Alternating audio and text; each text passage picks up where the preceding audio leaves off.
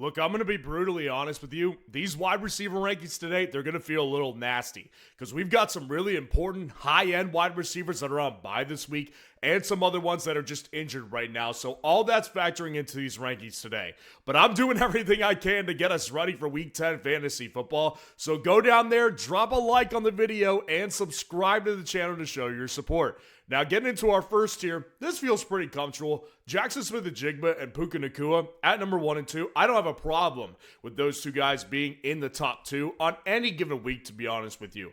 Obviously, in different weeks, you've got guys like Rashee Rice, Jamar Chase, CeeDee Lamb in some cases that could push these two for the top 2 spots, but I overall just think JSN's that dude. Get over it. And Puka Nacua at San Francisco, this guy is just in a spot where it's like, if he plays, I want him, but if he doesn't play, it wouldn't surprise me because he's got a rib injury and it's against the San Francisco 49ers. Like the matchup, just don't know if he's going to play, but obviously if he does, we know the upside is awesome. And then with Amon-Ra St. Brown, he stays in tier 1 with these two guys, and he's going to Washington to play the Commanders. And the way I think about it is this.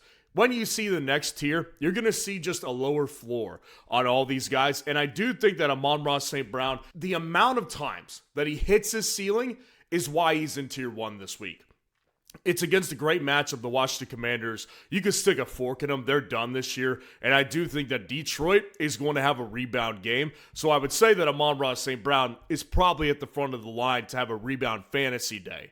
Dropping down to our next tier, Emeka Egbuka is at 4, and Drake London is at 5. You know, it's funny. I feel like this is going to be a constant battle with people not understanding the real value of Emeka Egbuka. And I get it. The last couple of weeks have not been great because he's been dealing with injury. But he's coming back off the bye week this week, and I want to believe that he got healthier over that bye week since he was dealing with a hammy injury, but he was still playing through it. So I would just assume 1 week of rest is going to make a difference. And he's going to play the New England Patriots defense, which has not been the easiest one to play. But I do think that when you get him back and possibly Chris Godwin back into this lineup, I think Emeka Egbuka rebounds and has another excellent week. Bottom line is this. I view this guy as a high-end wide receiver 1, while a lot of people just don't see it that way in the community.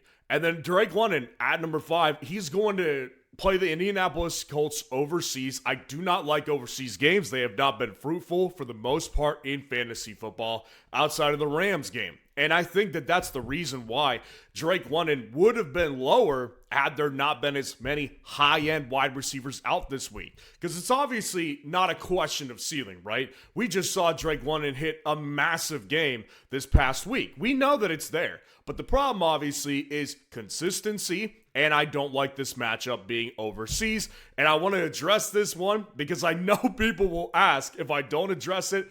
No. Sauce Gardner being a Colt now has no impact on my view of Drake London's fantasy day because Sauce Gardner is not worth 2 first-round picks, a.k.a. the value you would give if you were trying to get Myles Garrett. Garrett Wilson's at number 6, and Justin Jefferson is at number 7. Now, I do think that both these guys are in that same scenario where if we had Rashee Rice, Jamar Chase, CeeDee Lamb this week, these two guys would not be this high.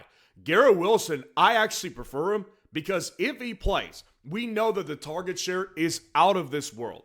And I do think that you could say the same thing with Justin Jefferson, but the problem with JJ this year, and I think it just needs to be acknowledged, brutal conversation, he's just not getting enough downfield work, and I'm not sure that he's quarterback proof like Garrett Wilson is. I'll be the first to say it, and I know people are going to come for my head. So please do, because I view Garrett Wilson as more impactful this year in fantasy because of what he's done with limited quarterback play. And even in this matchup versus Cleveland, that's a tough one, but I'll still take Garrett Wilson in that matchup over Justin Jefferson versus Baltimore. Listen, I just think we need to have the conversation.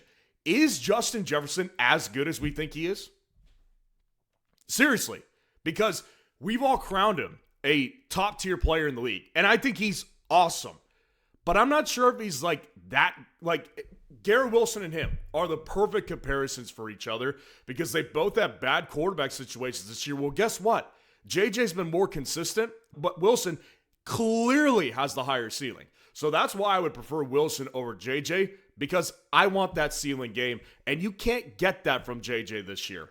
And Devontae Adams at 8 at the San Francisco 49ers. The matchup, again, doesn't worry me. They're playing with you and me out there in the secondary and in the front seven as well. But Devontae Adams, again, if Puka misses, like Devontae Adams' ranking is going to get much higher in this matchup for sure. Now, I want to go back to this Garrett Wilson and Justin Jefferson discussion because, again, I know people are going to come from my head on this one. And what I want you to do is vote on this poll. So I'm going to go to our site on FS Roundup. I'm going to type in Garrett Wilson, go to chat, then go to start a poll for week 10. And I'm going to add Justin Jefferson to this poll, and I want you to vote on it right now. Seriously, speak your mind on this one because I'm very curious if anyone else sees it my way or if it's me on an island again. I would much rather have Garrett Wilson in this matchup and honestly potentially moving forward if he comes back from the injury. So we're assuming Garrett Wilson plays. Go vote on this poll. It's free to vote. Free to start your own poll. And if you want access to my weekly top 250 rankings, that is behind the premium subscription that you can get for $6 a month. And you're not only getting the rankings, you're going to be getting the automatic waiver tool as well. You're going to get the comparison feature. You're going to get the league sync up feature. All of these features, league winning at this point in the season for $6 a month. You need to jump on that price today. Now, getting into our next tier right here, I've got Ladd McConkey at number 9, and Courtland Sutton is at number 10. So with Ladd McConkey, I've said it a couple times this week. I'm going to continue to reiterate it as we go throughout the week. I like this matchup for the Chargers. And listen, they have a problem because Joe Alt just went down for the second time and the final time in 2025. He will not be back, and they already are obviously missing their true left tackle, Rashawn Slater. So their offensive line, there's weaknesses there, but Justin Herbert is still athletic enough to extend plays and move the pocket, and he's going to get dicey with this secondary. I think Ladd McConkey has separated himself amongst that wide receiver group from a target perspective at this point. There's just more consistency. So in this matchup, I see the Steelers falling back and this being a good play. And then Courtland Sutton at 10 versus the Las Vegas Raiders. I think that this matchup is great and it's a bounce back game.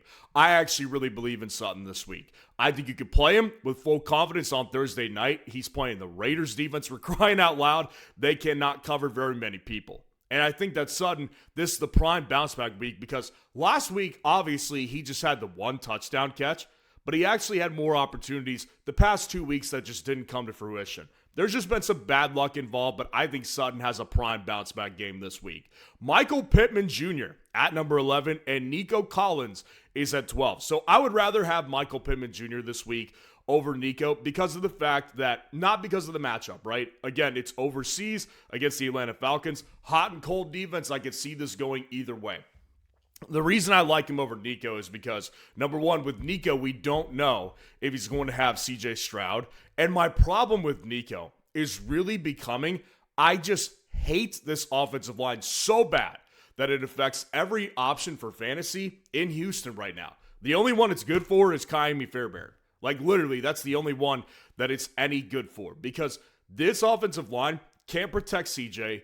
It doesn't allow for longer developing routes for Nico to get down the field on, and that's my ultimate problem. So the matchup, I don't worry about. Nico is still important enough to have a good floor, but his ceiling games just haven't been there this year because their offensive line can't protect Stroud or Mills long enough to go down the field and become a massive big play threat with Nico Collins this year. Jalen Waddle's at 13 to round out this tier, and he's going back home to take on the Buffalo Bills. So there's a couple things that should be in their favor, right? Like they get to play at home. They're not having to deal with the Buffalo weather in November, and they're coming off a mini bye week, basically, from playing on Thursday night last week. But this is obviously a problem because of the fact that their team is a disaster. But I will say this, Waddle and Achane, they're the only two options that are viable on a weekly basis. Achane, for the obvious reason, he still has an elite ceiling. But number two, Waddle still has like a 20 to 25 point ceiling because of the target share and because of his big playability that he still possesses. So against Buffalo, there's one time a year where the Dolphins get competitive with the Buffalo Bills, and that's when they play at home. So I actually kind of like the potential of a Waddle ceiling game this week. Now, dropping down to our next tier, Rome Odunze is at 14, and Marvin Harrison Jr. is at 15. So with Rome Odunze, obviously, I think it's very concerning what happened with him last week. I mean, he blanked. In a game where they scored almost 50 points, the guy blanked against the Bengals. I honestly don't know what happened. Like, watching that game back, I was like, dude, how did that happen? Because Rome Odunze was open several times and he just got missed. And so it makes me wonder, is he becoming less important to this offense? But I still view him as the wide receiver one de facto. So I don't overrank DJ Moore off of one ceiling game. And I don't underrank Rome to the point where I want him outside my top 15 or 20 because of one bad blanked game. I just don't overreact to stuff like that. Against the Giants defense, the matchup is there again. I'm going to go ahead and take him to have a bounce back-ish week. But obviously because of the target, drop and lack of importance to the offense, he did have to drop my rankings. Marvin Harrison Jr. at 15 at Seattle.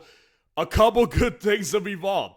Now, Jacoby Brissett has been named the starter for at least this week. And I've seen refuting reports like they said basically he's going to be our starter moving forward. And some people still say, well, the coach said Kyler Murray would come back. Bottom line is this week we get another good shot at a Marvin ceiling game. I mean, it has really changed his fortunes having Jacoby Brissett because he doesn't have a shrimp looking over the line of scrimmage and just not being able to get to him because he can't see over his offensive line. That's the reason Jacoby Brissett is much better for Marvin and for everybody else, particularly at the goal line. And that's why you saw him just dominate at the goal line this previous game. So against Seattle, matchup's not ideal. But I will say, man, like we finally saw the talent come through on one drive alone, really, for the Cardinals this past week. I'm going to go ahead and rank him at 15 because I do think all of a sudden he's got a really more consistent opportunity to hit his true ceiling. And then at number 16 and 17, Devonta Smith, A.J. Brown. I think that the reality with this one, order these guys how you want to.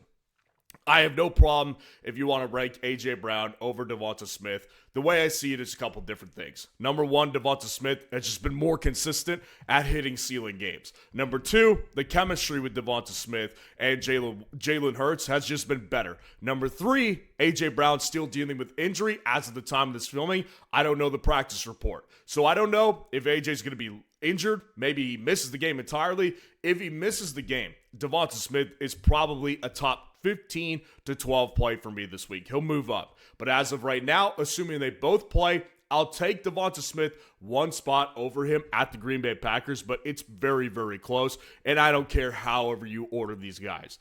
Ted McMillan's at 18, and DK Metcalf is at 19. So with Ted McMillan, he's taking on the Saints at home this week. I do think that there's just an ultimate problem, and I don't think it's going to get better. The ceiling is just capped. I mean, this has been a long-standing thing. He's been the lead target guy basically every single week, but sometimes Xavier Legette is the one who takes the big plays. That's just kind of how the offense schemes things. And I do think that Carolina is going to be able to win this game pretty easily as long as they can continue to play their offensive brand that they've been playing, which is Ted McMillan is your possession receiver, and the rest of these guys, Rico Dowdle's going to pound the rock, and Xavier Legette can hit a big play for you occasionally. Matchup is not the problem. The offensive limitations with Bryce Young, that's the ultimate reason Ted McMillan's ceiling isn't much higher than this. DK Metcalf at 19 at the Los Angeles Chargers. I actually don't mind the matchup. I actually think that the game script is going to go in the favor of the passing game this week for the Steelers. Because when you see the record of Tomlin and the Steelers traveling to the West Coast, you'll understand why I think the Steelers are going to lose this game. And I do think that they'll be down, and DK should, in theory, be important because they'll be passing the ball more. But this is something I've been on all year long. The chemistry with him and Rodgers, less than ideal. And DK Metcalf, every week, drops at least one pass. Every single week. And that pisses Rodgers off so bad. All you have to do is watch. Like, he became a viral meme because of what he said after DK Metcalf dropped a pass. Like, there's a problem there in their chemistry, and it's not getting better. But, of course, like, his big play upside remains there. So I've got to still have him in a respectable range like this. Zay Flowers is at 20, and Quentin Johnston is at 21 to round out this tier. So Zay Flowers, I'm just telling you guys this right now. The breakout game is going to come. It will come.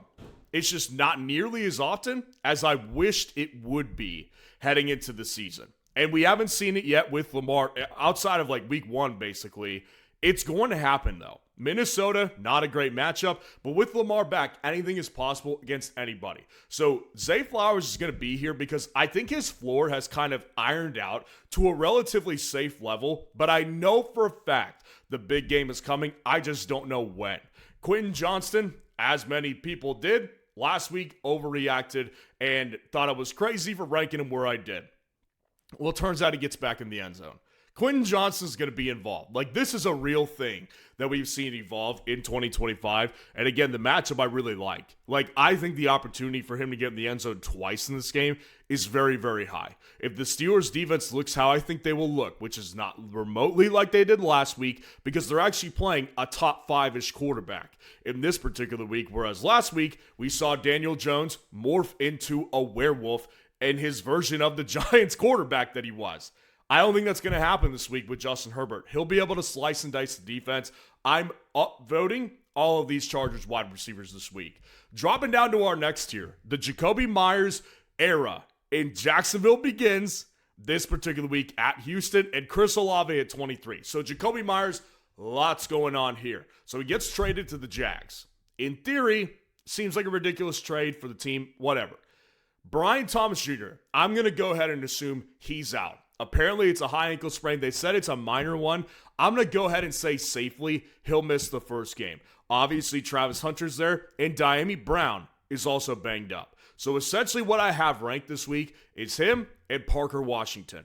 I'm going to go ahead and assume that Jakobi Meyers probably becomes their de facto wide receiver 1 for now. And against Houston, it's not a matchup I want to live with. I would much rather play guys like Quentin Johnston, Zay Flowers, DK Metcalf with higher ceilings than probably Jakobi Meyers, who I would assume actually has a relatively decent floor this week because they'll get targeted a bunch because they have to. They have no choice this week. So yes, I think it's fine to play the guy as a floor play, but understand this. Houston is the worst possible matchup for an upside game at the wide receiver position. And then Chris Olave at 23. Waiting on an apology from a bunch of yahoos from last week. You gonna apologize, Yahoo? Because it was bad. I mean, my problem with Olave is not the player. Like, the player he's actually turned into this year actually has been pretty good. But what I said last week was that you don't know what the quarterback's gonna do. And the quarterback targeted Rashid Shaheed more. Now, obviously, Rashid Shaheed is gone. So Rashid Shaheed is leaving a void in that wide receiver room that Olave is probably going to pick up. So I have way more trust in Olave this week at Carolina than I did last week from a target perspective. But Tyler Shug is atrocious. He's worse than Spencer Rattler.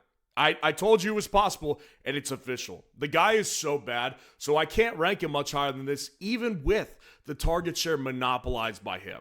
I get it. I have much more trust in him this week, but his upside, I struggle to see it because Tyler Shug is horrifically bad. Stephon Diggs is at 24, and Khalil Shakir is at 25 to round out this tier. So Stephon Diggs, a couple things going on here as well. I think that Kayshon Boutte is going to miss this game. He left the game with a hamstring injury, and apparently he's day-to-day. Most of the time, hamstring injuries for receivers and running backs don't oftentimes lead to them playing the next week. So I'm going to assume Boutte is out. So I think that Diggs, again, becomes their de facto lead target in this offense. So Diggs against the Bucs, I actually like the potential of this one because this is kind of a secret of mine. I think that Tampa Bay is going to beat the New England Patriots relatively easy this week. Coming off the bye week, the Patriots are getting banged up, and I think this is their real formidable opponent that they've seen in weeks. So I do think that they'll be in a negative game script where they'll have to throw, and Diggs will be important from a target share perspective alone. Khalil Shakir at 25 at Miami. Matchup doesn't bother me. It's actually fantastic. And Khalil Shakir, low-key guys, particularly in PPR leagues, done very well. Like, the guy's floor is about 8 points, and his ceiling's about 20. Like, he's done very fine. It's clearly not working with Keon Coleman. There's no trust in the offense. The other receivers, they're banged up and just not that good. And then Dalton Kincaid. Like, that's the room. And you've got Josh Allen, who's obviously great. So I think that he should probably stay at the bottom half of these top 30 rankings for basically the duration of the season with how it's going right now. So I've got him at 25 pretty comfortably. Dropping down to our next tier, Romeo Doubs is at 26 and Wan'Dale Robinson is at 27. Romeo Doubs versus the Philadelphia Eagles. It's clear for many reasons he's the wide receiver 1. Last week, with the return of Watson, he was still getting the target share. And, there's obviously injuries to Tucker Kraft, which is the main one. But, they still don't have Jaden Reed back. Matthew Golden he's a pumpkin right now. So it's like Romeo Doubs in reality is the best option for fantasy in the pass catching room for Green Bay. Now, if you want a massive upside play, I still think Watson can give you that. But Doubs at this point, target leader for sure, and especially without Tucker Kraft, is going to be very important to this offense moving forward. Wan'Dale Robinson at 27 at the Chicago Bears. I actually really like the matchup, just don't trust that Wan'Dale will continue to remain their wide receiver 1. And I mean that. Darius Slayton has been involved. He has been, and he's been involved down the field. So Wan'Dale, yes, in negative game scripts, it should work. And that's why he's in the top 30, because I do think it's going to work with Jackson Dart pushing the ball. And in negative game scripts, they've got no other choice but to push the ball. So I think Wan'Dale is going to be fine, but I do think that Darius Slayton is not that far behind as many people want to believe. Jamison Williams is at 28, and Keenan Allen's at 29 to round out this tier, weirdly enough. Jamison Williams at Washington. Matchup is fantastic. And I've been kind of trying to prove a point with JMO this year. I think a lot of people have overreacted because his draft price was higher this year than it has been in years past. JMO just got dropped by a lot of teams. I was able to pick him up in one of my leagues, and I'm glad I did because we can get those games that we just saw last week from him, and even better. Like, JMO is not irrelevant in this offense every single week. He's still like their kind of secret weapon who can go off. He's just more of a Christian Watson type of player, but I still believe in his involvement on a weekly basis being up there. And against the Washington Commanders, a game where they should dominate, I'll take JMO's upside again this week out of other options.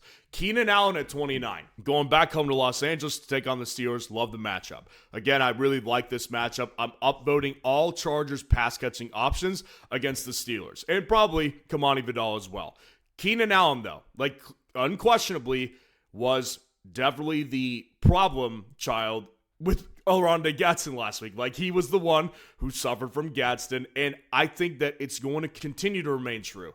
One of these guys, including Gadsden and Ladd McConkey, are going to be left out once a week because it's just impossible to feed all of them. But Keenan Allen, again, I just want options in this matchup, and he's one of the ones.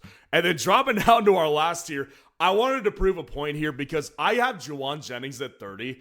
The point of me proving this is because I think Juwan Jennings' floor is all you're going to get. Last week, I get it, actually had a pretty good day in fantasy, and it's against the Rams, a team that San Francisco has historically dominated with Kyle Shanahan. That Kyle Shanahan-Sean McVay relationship pretty much been lopsided to one side, which is the Shanahan side. I think Juwan Jennings has a floor in this game that's relatively safe, and I'm going to go ahead and assume Ricky Pearsall and Brock Purdy don't play again.